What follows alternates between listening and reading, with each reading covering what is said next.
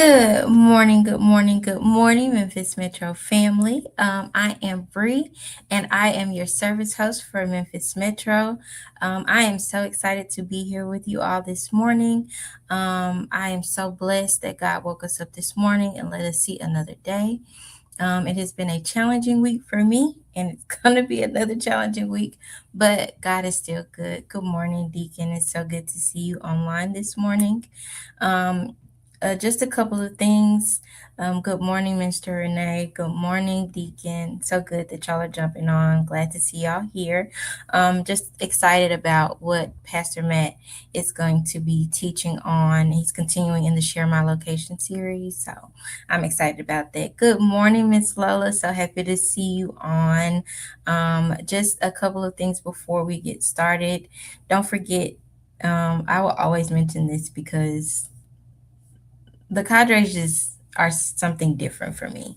Like Minister Renee said last week, they're like therapy. So I really hope that you all are able to join us on the cadre sessions on Wednesdays to deepen our discipleship, deepen that connection. And it's just like a place of release where you can strengthen your walk with God. Amen.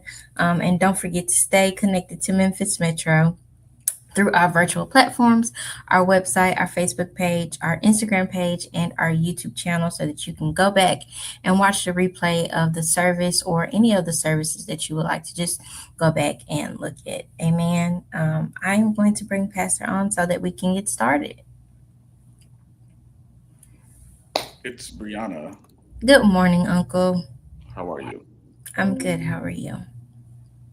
I'm good. Thank you for opening us up. And you're not in Memphis.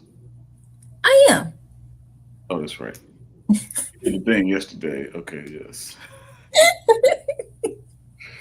That's right. How did the thing go yesterday? Went well? Good. All right. Nobody knows what I'm talking about. I'm just talking about the thing.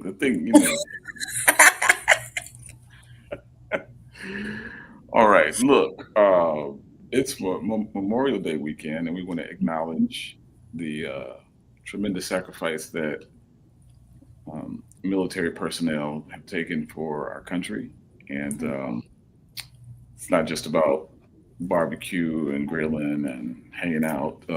These holidays should have a certain degree of sanctity within our country and within the framework of our government. So we do take a moment to acknowledge that this weekend. So we've got tomorrow off. The vast majority of us, some of us will be working. I'll be working a little bit tomorrow.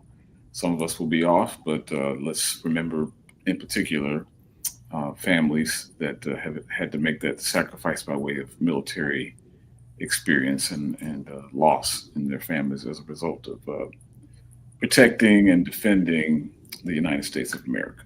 So, wanted to mention that we are. This is going to be the last Sunday for the series, Share My Location, and so I have talked about some of the reason, the inspiration behind this Share My Location.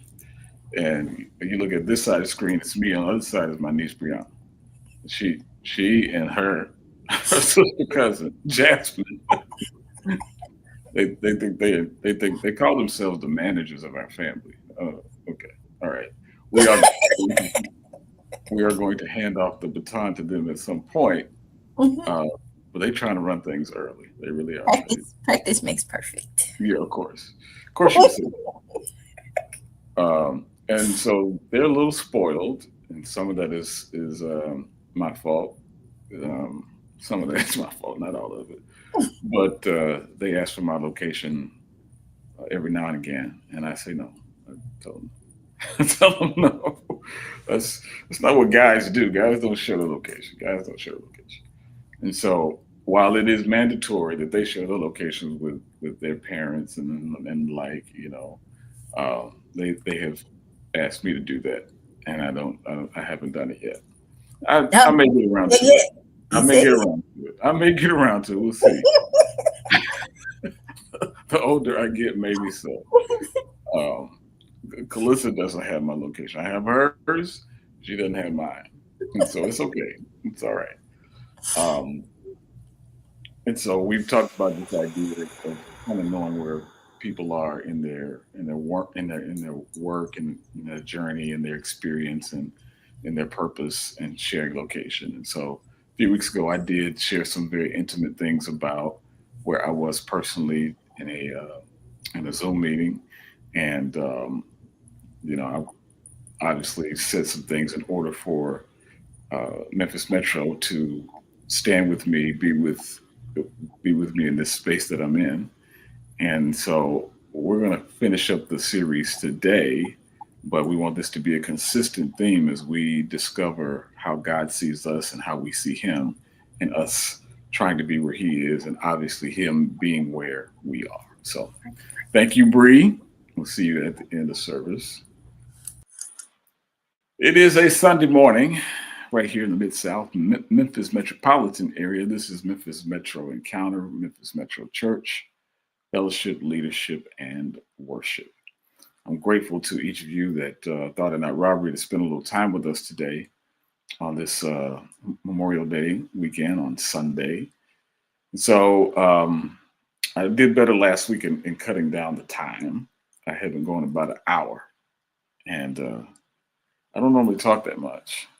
I don't normally talk that long. But today, I do want to be deliberate in our time together today as well, because it's a holiday weekend. I want you to be able to enjoy family and enjoy the moment, and make this, it's the unofficial start to summer. The unofficial start to summer. So, not quite at the equinox where the season actually changes, but starting to feel like summer.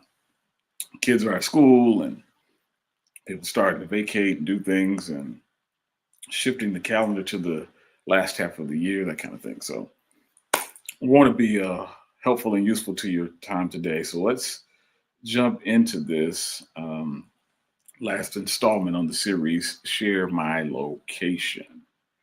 So here we are. We put this first slide up that we started the series with. The inspiration, as I mentioned, is about allowing individuals to provide access and particular information, specific information, to pinpoint a precise location. And so my nieces always are wondering what I'm doing. Like, well, not always, but occasionally they wonder where I am, what I'm doing, and they ask me to share my location. Um, and I have made that requirement of my daughter to share her location. She has to share her location with her parents. She's got to do it. She's got to do it. Got to do it. And so um, the powerful thing about the feature on our iPhones is that it helps us determine a specific geographic location. And it then also provides directions. So it lets you know how to get to where that person is if need be. And in a profound sense, I think that this is a feature in our relationship with God. And when God is our Father, He certainly wants to have the invitation extended from us. Like, we want to share our location with Him. We want Him to know where we are. We invite Him into that activity of where we are, where we're headed, where we're going. Where we are, where we're headed, and where we're going. Somebody put that in the chat. Where we are, where we're headed, and where we are going. And so, because sometimes where you're headed isn't necessarily where you're going. I hope you caught that. Um, and our intent here is to help develop the framework for your life, particularly as it relates to your communication with God, to be open and honest and transparent with Him about your location. And so we've alluded to this in the previous parts of the series, um, that the first time that this happens is in the Garden of Eden, and God has established a phenomenal relationship with the two human beings that He's created. He's got Adam and Eve in a garden, and they are well taken care of.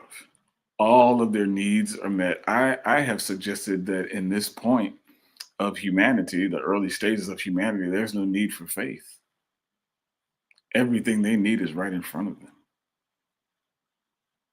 They don't have to pray for the presence of God. They have a standing meeting with him, right? That's how connected they are with God. They share the same location. God would meet them in the garden in the cool of the day.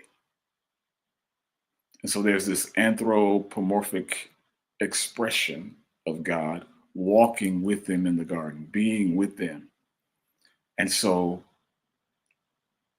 while they are there in the garden and harmony exists between God and creation, all of creation, not just humanity, but all of creation, the central focal point of creation is his relationship with humanity.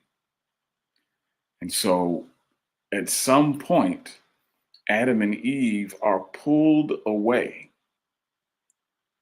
from their location with God. And it is all because of a misappropriation of, of wisdom and intelligence. And so they are duped into thinking while they have the image and likeness of God, they are duped into thinking that God is withholding something from them. And so, because of the parameters that are set up in the garden, God says, don't eat of this tree. Like, I reserve the right. You have everything else around the tree you can eat, you can consume, but don't eat of this tree. And this is the tree of the knowledge of good and evil, right? So he says, don't eat of this one, because if you do, then you'll die. And so it is an attempt to establish free will. Like, God won't force us. He won't force us. He gives us the ability to make decisions. And so we see Adam and Eve make a decision, and that decision severs them being able to share location with him. So much to the degree that when God shows up later on that evening, he has to ask a question that he's never asked Adam. He says, Adam, where are you?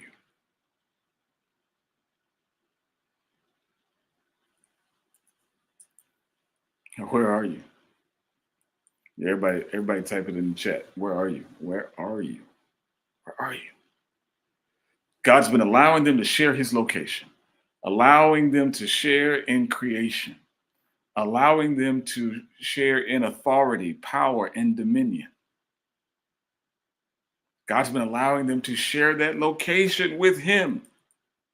Like, God is in the garden. He's in the garden.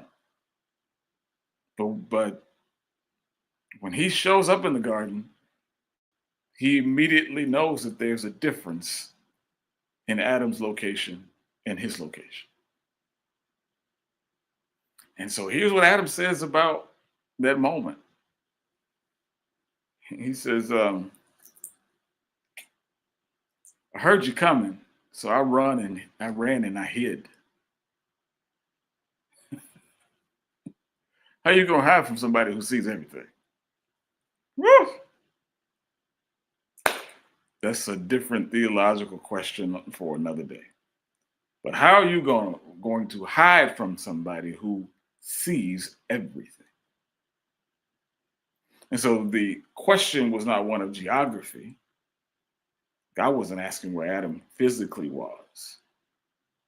The question was designed for Adam to make an assessment of where his emotional state was, where his spiritual state, his mental state was. And so Adam says, I ran and I hid because I'm naked.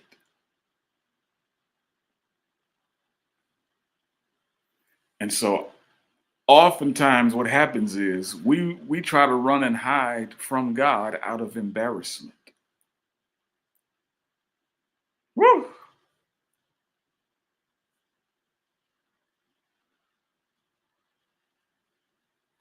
We try to run and hide from God out of embarrassment, out of mistakes that we've made.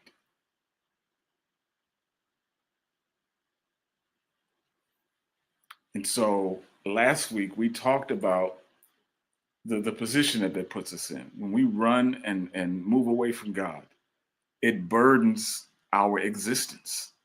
It burdens our souls. It burdens our mental health. It burdens us financially because we don't now we don't have the access to abundance that we need because we are not in his location. We are not where we are supposed to be in relationship with him. And so Jesus tells us in Matthew chapter 11, we can put that up on the screen. Um, he knows that we're exhausted from the troubles of this life. And much of the trouble of this life comes from not being where he is.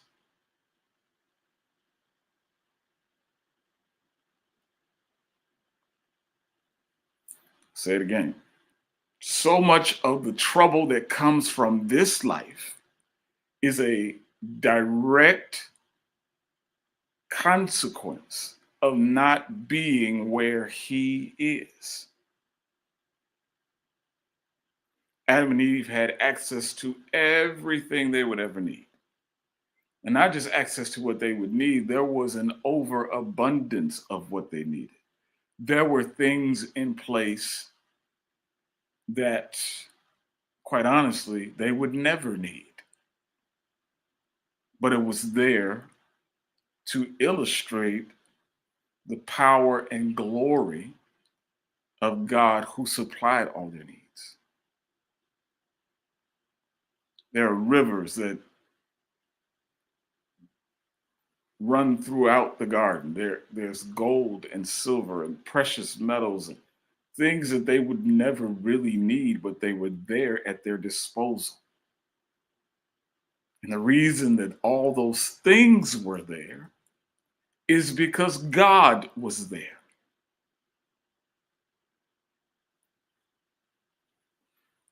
And so sometimes we don't have access to the things because we are embarrassed about what we've done. And now we have to find our way back to Him. And so Jesus gives us that opportunity here in Matthew chapter 11, verse 28. He says, "Come unto me, everybody who is exhausted and tired and worn down, and I will give you rest." Do you think Adam and Eve had to worry about anything when they were in good standing with God? Think they had to worry about paying the light bill? Think they had to worry about paying the gas bill? Think they had to worry about cars breaking down? They didn't have to worry about that stuff. They didn't have to worry about it because the one who authored everything, he shared his location with them. This was his location. And he happened to give them dominion over it. And some of us are struggling with our authority and dominion because we are not present where he is. And so Jesus says, "Come to me, everybody who's been worn down by their labor and their burdens and their work." And here's the promise: I will give you rest.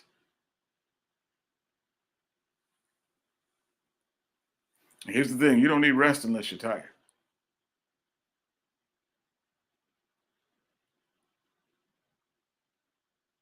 And so we started out the series talking about how we need God to come where we are, and he will.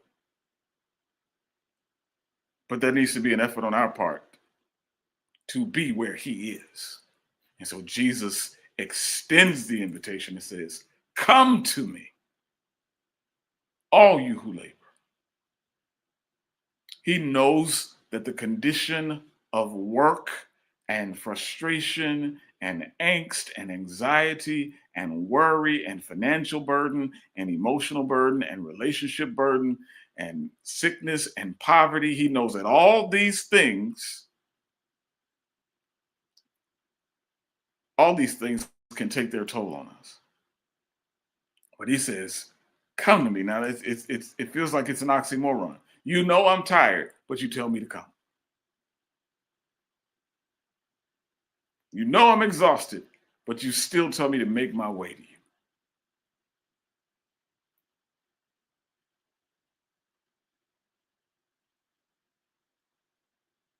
And so the cure for the burdens and the labor that we currently carry, the cure is to go to him. And here's the premise of his promise: if you come to me, I will give you rest. Like, you might be tired, but you don't have to stay tired. As a matter of fact, Jesus has an exchange system set up. He says, "Bring me your burdens, and then you take my yoke upon you."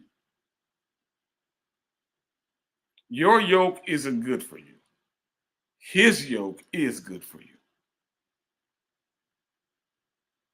He says, "Take my yoke upon you and watch how I do it. Learn from me. Watch my example. Look at the pattern that I have in place and the infrastructure that I have in place, and learn from me." You might be tired, but you don't have to stay tired. He says, "I'll give you rest." Anybody out there need financial rest? Anybody out there need physical rest for your body? Your body's been going through. You need rest from the symptoms, and rest from the diagnosis, and rest from anybody need rest? He says, "Exchange burdens. Take my yoke upon you and learn from me." And then he describes his methodology for managing the burdens. Here's what he says. He says, "For I am gentle and lowly in heart."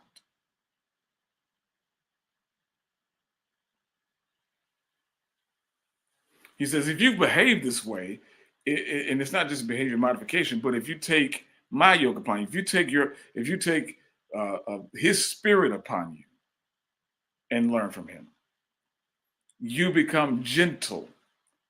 The world makes us harsh. The world makes us abrasive.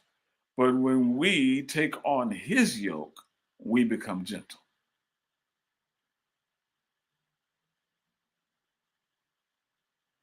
We find humility when we take on his yoke. We don't have the wrong appraisals of ourselves when we take on his yoke.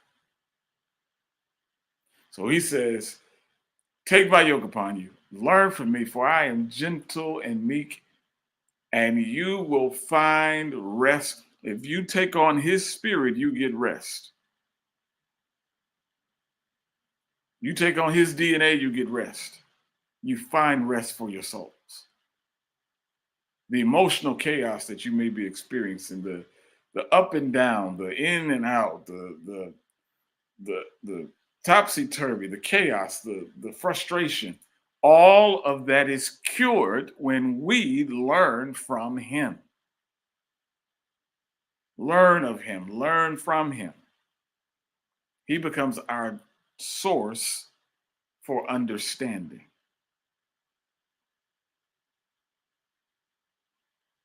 He becomes our source for understanding. Learn from him.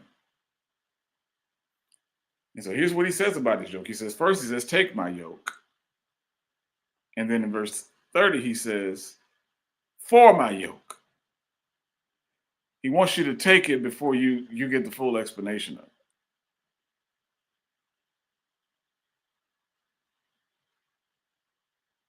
He says, my yoke is easy and my burden is light. So he introduces terms that are antithetical, that are extreme opposites, that are polarized from what he starts out with. He talks about everybody who's full of labor and heavy laden. And he ends up saying his yoke is easy and his burden is light. The world gives you labor and heavy laden. His yoke gives us easy and light. Everybody just put that in the chat. Easy and light. Easy and light. Easy and light. Those are his words, not ours. Easy and light.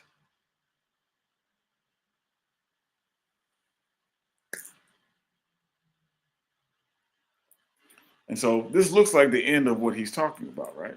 This is the end of the chapter. But if you go on to chapter 12 and not pause, Jesus demonstrates what he's talking about. Most of us like to stop right there. And so verse 1, chapter 12 says, at that time, which means that that's connected to the previous time, at the same time, essentially, Jesus went through the grain fields on the what was supposed to be a day of rest. And so the problem was people were going through the Sabbath, but not getting rest. Anybody out there have time that's supposed to be designated for rest, but rest doesn't really happen? Does anybody have a time that is designated for rest, but rest doesn't really happen? Jesus was saying this about the Sabbath. Like for some of us, this weekend is supposed to be rest. Let me just tell you, days don't give you rest. Divinity gives you rest.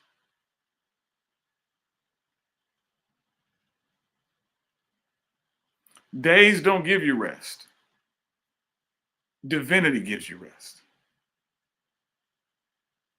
The divine nature of God is designed to give us rest. And I know we can plan for the holidays. We got one tomorrow, and people are saying, okay, I'm going to do this, I'm going to do that. But that's not necessarily going to give you rest. Rest is not in relationship with a day. Rest is in relationship with a person.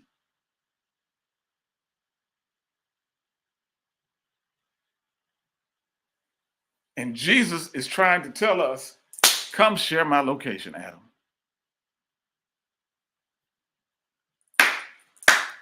Adam, come share my location. He's talking to you, Adam. Yeah, you're Adam. You're Eve. He's talking to you. You're direct descendants. You're descendants of Adam and Eve. He's talking to you. Come share my location. And so when Jesus, he demonstrates what he just got done talking about. And it says that at that time, Jesus went through the grain fields on the Sabbath, which was supposed to be a day of rest. And so they're not supposed to be doing anything on a day of rest.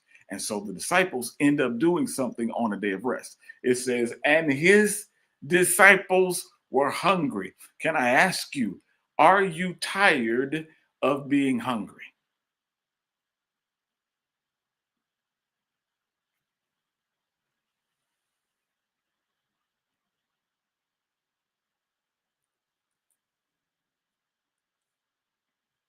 You get tired of wondering where your next meal is coming from. You get tired of wondering where your next paycheck is coming from. You get tired of wondering where your emotional rest is coming from. Jesus says, come unto me. And he didn't say, I will find you rest. He says, I will give you rest. You can try to find rest for yourself. You can try to find it. Yeah, you can try to find it. You can book a reservation in a hotel. You can book a plane ticket. You can book a cruise. You can do all these things that can try to help you find rest. But Jesus says, come unto me and I will give you rest, which means he has rest at his disposal.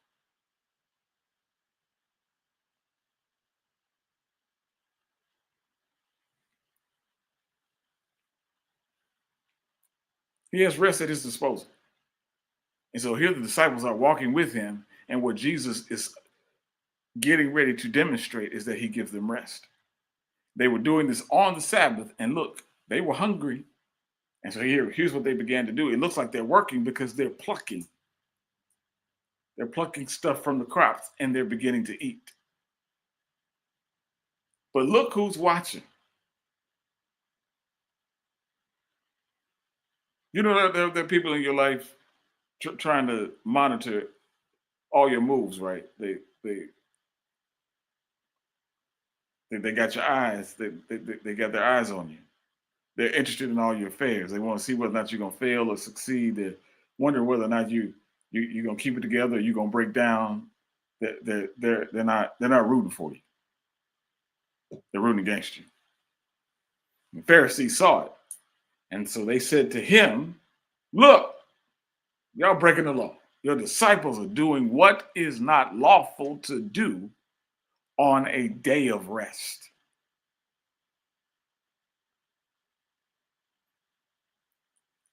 And it sounds like, okay, they keeping the law, and they're trying to make it seem like Jesus is breaking the law. Because the law says, keep the Sabbath. That's part of the Ten Commandments.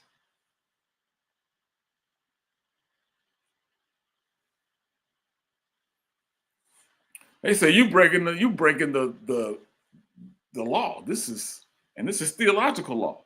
This is a theocracy. Like God is supposed to be running this, and you're breaking His rules. So something is wrong with you because you're out here on a day of rest, and it looks like you and your disciples are working.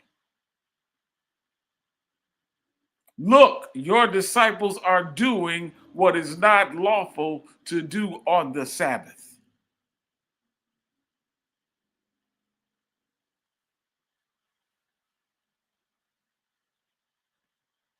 But the disciples were merely sharing the location of where the master is.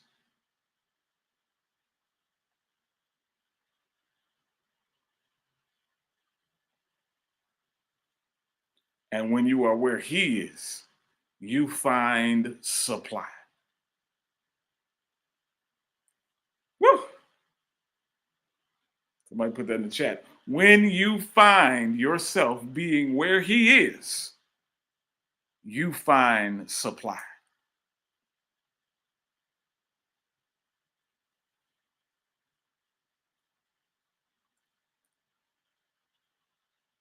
You find supply.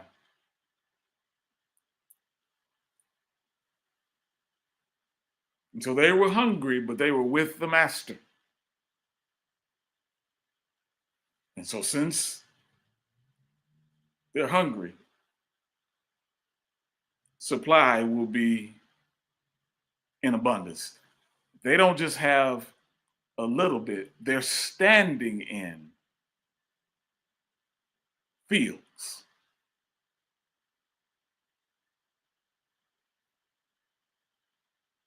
They don't need the whole field, but they're standing in fields just so that they know that there's enough right where they are with him.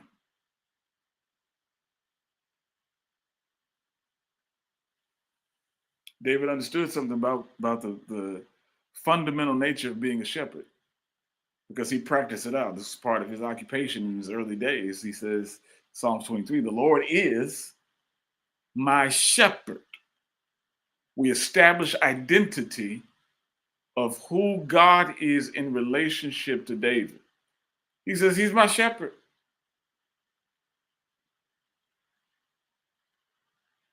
And understanding that he is the shepherd leads me to this conclusion. Part B of that verse, the Lord is my shepherd. Type in the next part of it. Type it in. Type it in.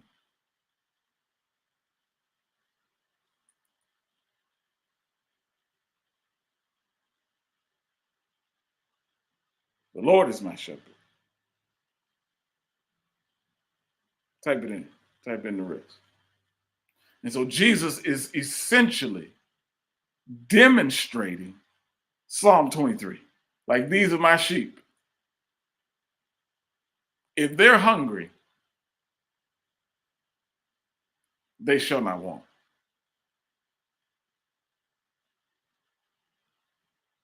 Everybody just type that in. I shall not want. I'm going to take wanting off the table. I shall not want. Take wanting off as an option. I shall not want.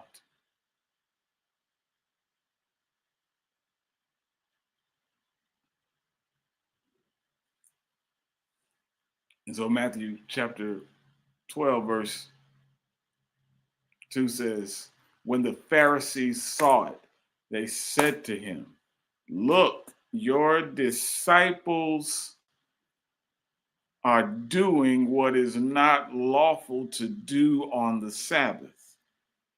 They're standing in the middle of grain fields and they picking stuff off and they eating like they want, like whatever comes to them, they can eat.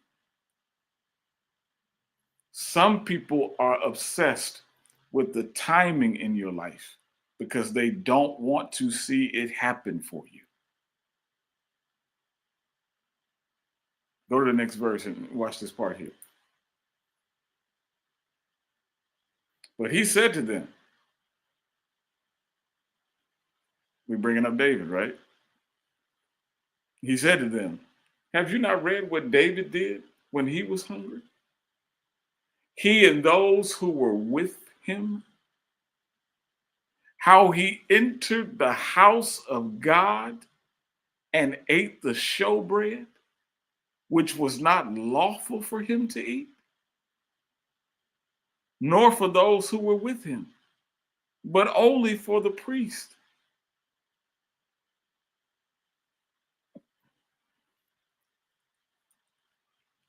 I'm about to bless you in just a minute here.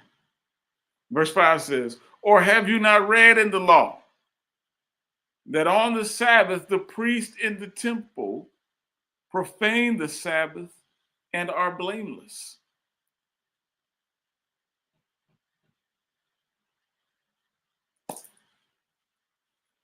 What are you saying, Pastor Matt?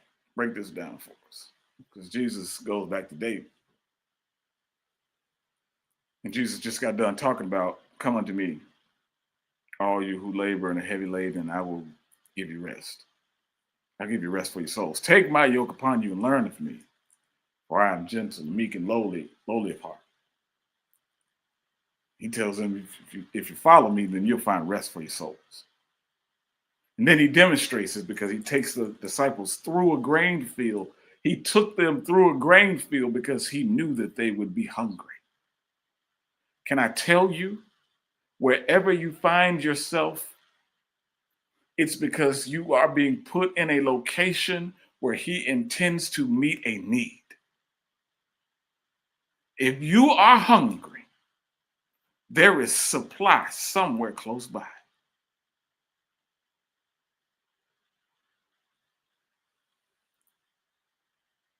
And so he backs it up with David. He says, do you know what David did when he was hungry? And all the guys he had with him when they were hungry, you know what he did? David went into the house of God and ate bread that was for show. You see, it says showbread, showbread. That ain't some kind of multigrain. That means the bread was there for illustration. But what was for illustration eventually becomes part of consumption.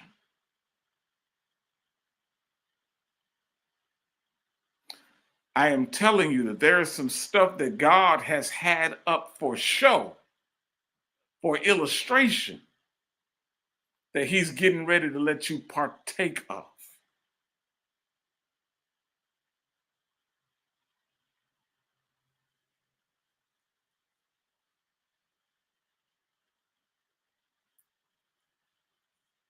This showbread is about to be real bread.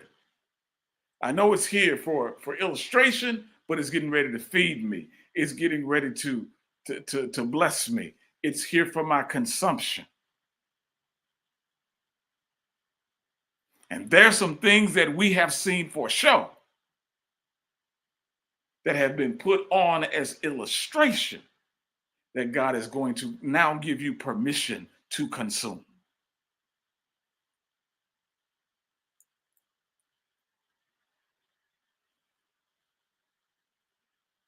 Might not supposed to be partaking of this, but he's going to change the rules for me.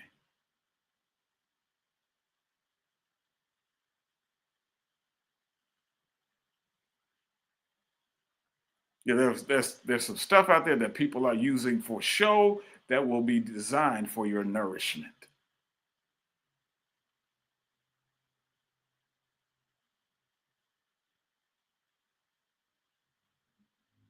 David walked up in there with the guys and said, "We eating this."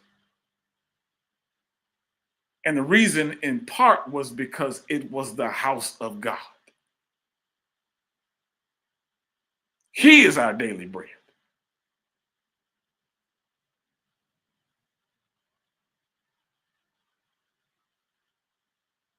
Are y'all with me on this? What's been set aside for show is getting ready to be part of your nourishment. You're getting ready to access some things that historically have not been accessed by other people.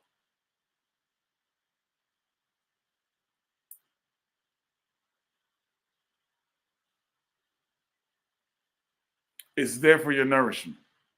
It's there for your consumption. It's there to build you back up. It's there to make you stronger. And so some people have been playing around with it and just putting it on for show, but it's getting ready to enter into you and expand your strength.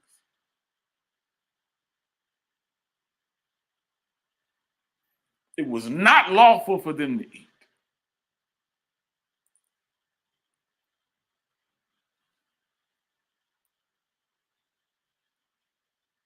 How he entered, verse 4 says, how he entered the house of God and ate the showbread. I'm trying to tell you where you need to be in order to survive.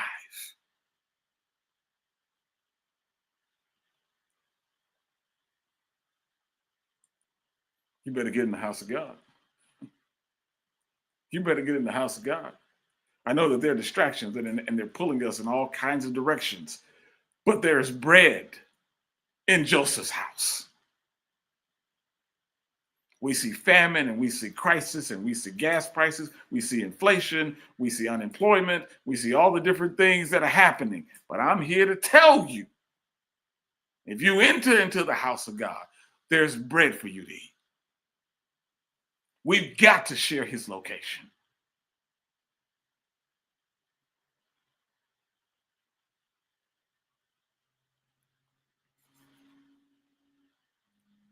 All right, let me give you let's go back to those questions or the points from last week that I gave. So how do we get to where he is? How do we get to where he is? We make the decision to come. If we can just get to him, if we can get to him, if we can get to him, he'll take care of us. If we can get to him, he'll take care of us. He's still, for some of us, he's still asking, Adam, where are you? Eve, where are you? Don't run and hide. Don't let embarrassment stop you. Get in his presence, get in his house. How do we get to where he is? We come to him.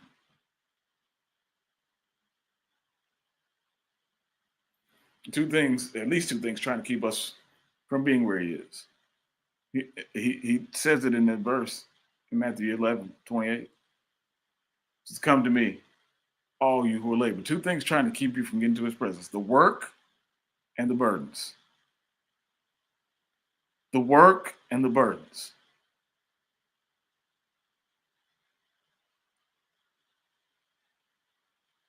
The work and the burdens. And so sometimes we get so consumed with what our work is.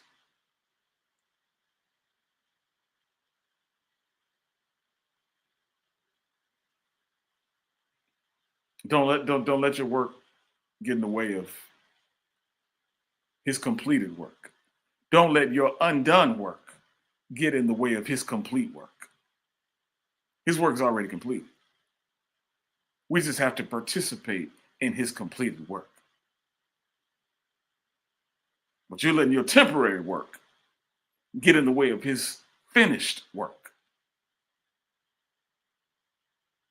His work is so done that he lets you participate in his rest.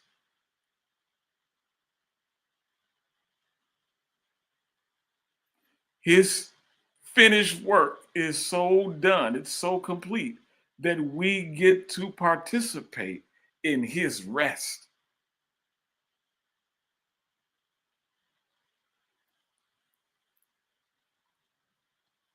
All right, so I gave you these four things. I want you to put them in the chat. Last week I gave them to you. Here's what happens if we come to him. If we come to him, here's what's supposed to happen. We can't, our relationships, our human relationships are always promising to do these things, but this only happens. All four things only happen in one place, and that's with him. These four things. We expect to see a change. Change of condition. I was hungry, but now I'm standing in the midst of a field. That's change. When we get in his location, there's a change of condition. When we get in his location, there's a change of condition. Number two, there's an improvement. There's an improvement of our existence because we now understand what we are to him. It improves our existence. We're not just here, we're here in his care.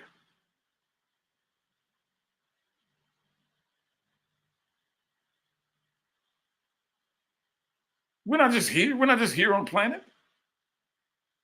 We're not just here on the earth. We're not just here in Memphis or wherever we're watching. We're not just here. We are here to be taken care of by him. It's a change of our immediate condition, and it's an improvement of our existence because we now have a better sense of identity. The Lord is my shepherd. That changes the game. The Lord is my shepherd. I'm not a sheep out here on my own. The Lord is my shepherd. I shall not want. Number three, the benefits, the blessing of benefits.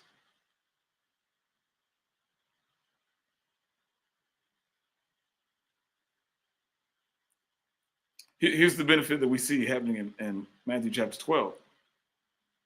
The benefits change. Like I walked into a place where I wasn't supposed to be able to eat, and I'm eating. David took his guys into the temple where they weren't supposed to eat, but they ate. The benefit of being with him changes the rules. David walked in and said, we're eating the showbread. It ain't for show today. We're getting ready to have this.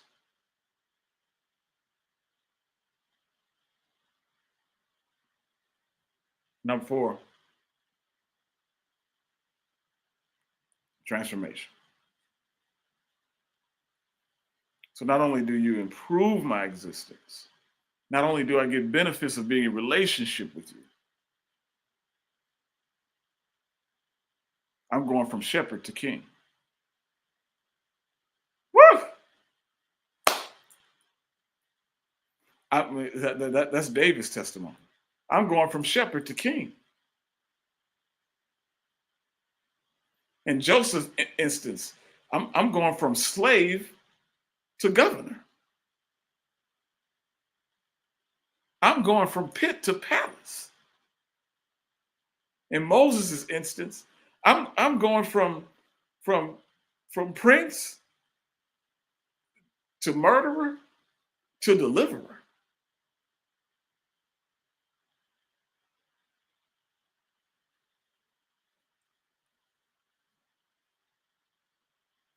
From Abraham and Sarah perspective, I'm going from barren to blessed.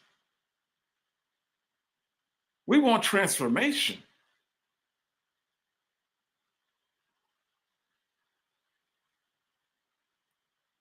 He reveals the premise of a promise. Take my yoke upon you and learn of me.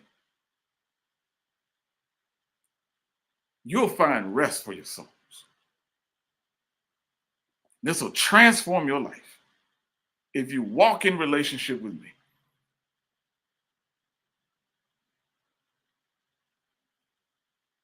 And so there's ample examples of where he takes those who serve him from places and postures of obscurity and transforms them into platforms of praise,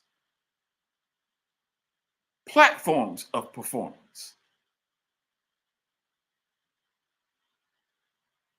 Jeremiah said, I'm too young. I'm too young to be the ones you want right now.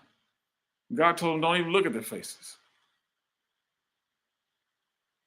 I'm about to turn you into something. This is about to be a place of performance for you.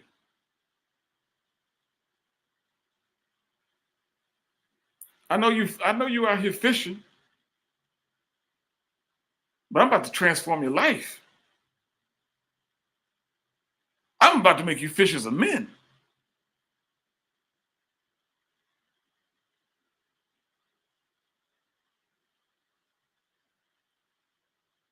What he puts his hands on, he elevates. What he puts his hands on, he elevates. He took bread and gave thanks. Woo! What he puts his hands on, he elevates.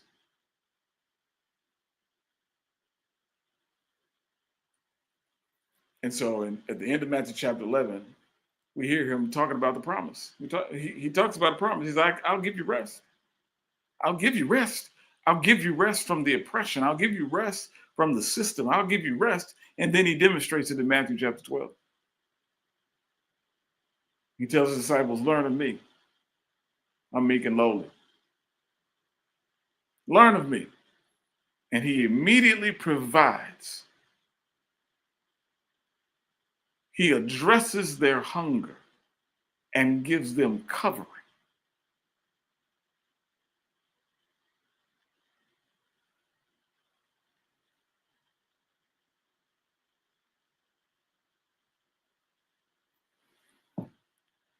All right, I'm done. That's 50 minutes. That's 50 minutes. That's enough. Come on back in, Bree.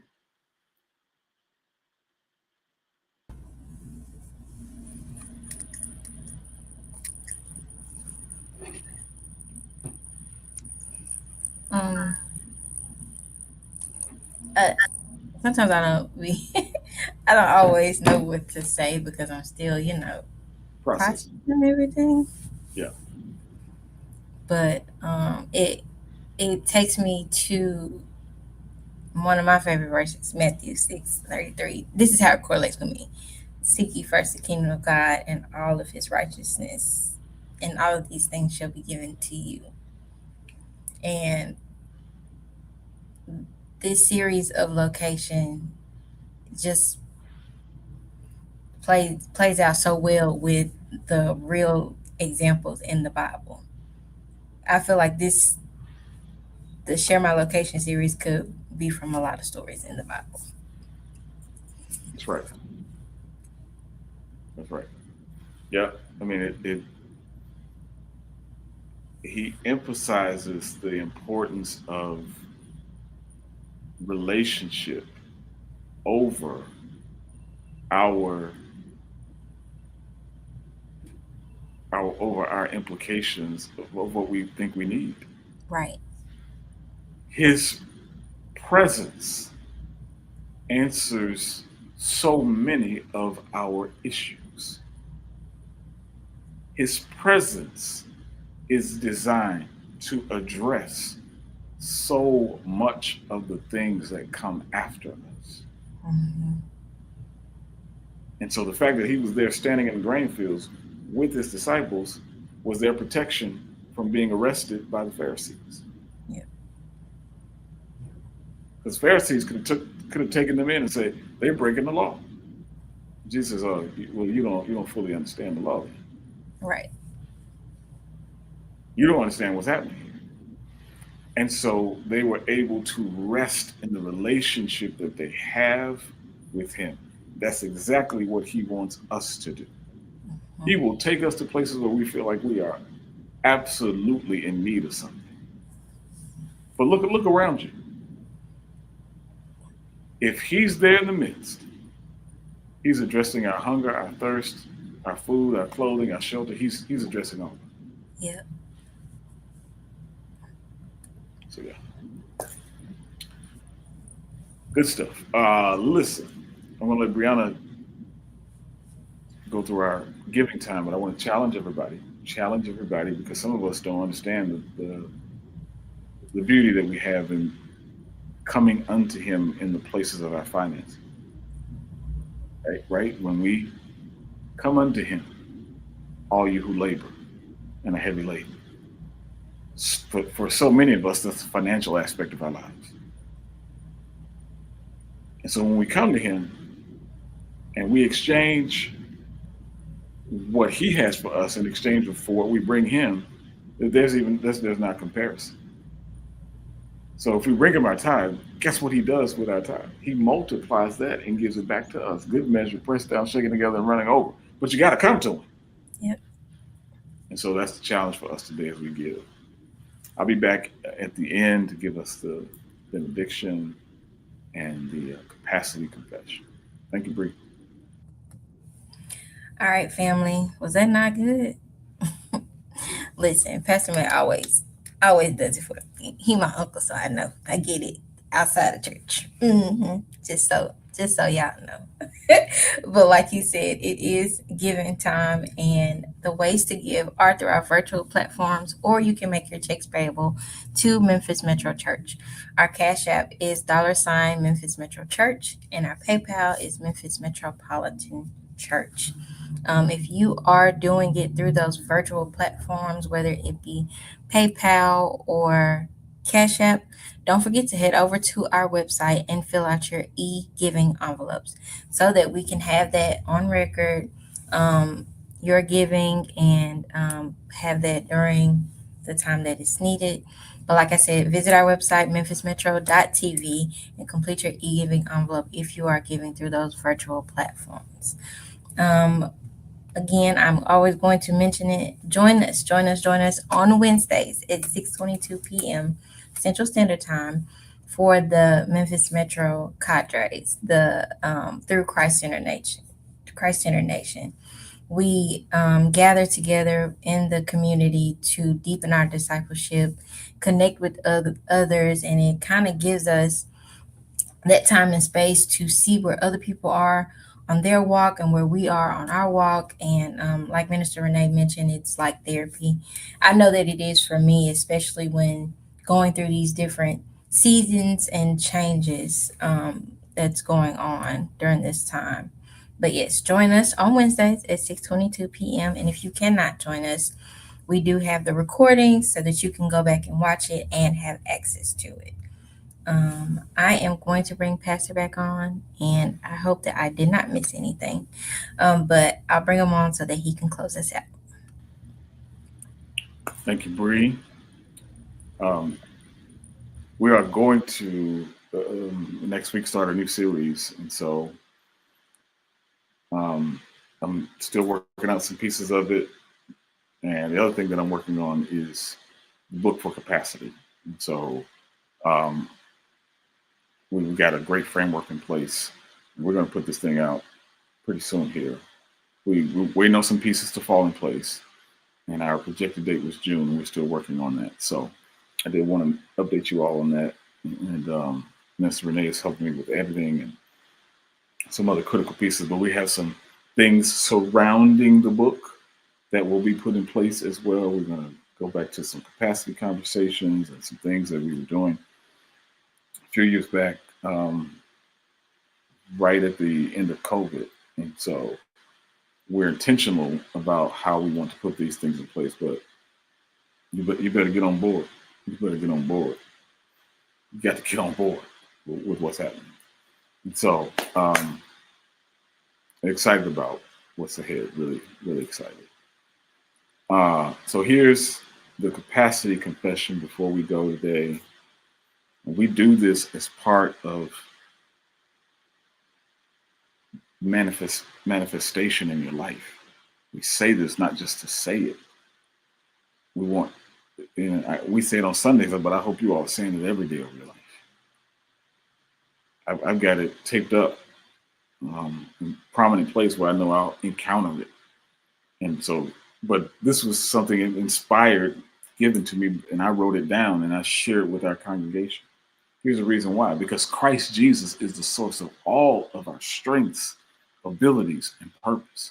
We exist because of Him, and we are designed to live according to His grace through the power of the Holy Spirit.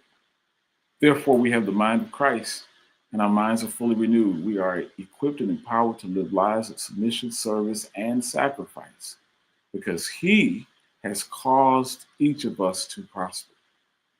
Christ expands our capacity. Christ governs our capacity. Christ is our capacity. We will be salt and light in every setting.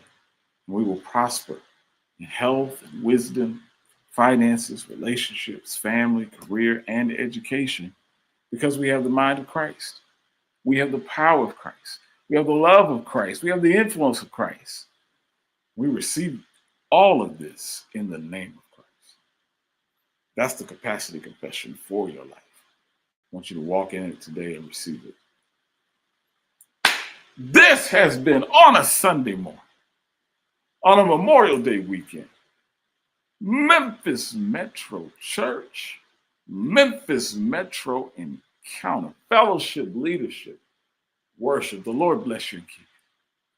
Cause the light of His face to shine upon you and be gracious unto you. The Lord place His countenance upon you and give you peace. Go from this place in peace, and the God of peace goes with you. For PMAT and Memphis Metro Church, bringing you ministry at the speed of life, we are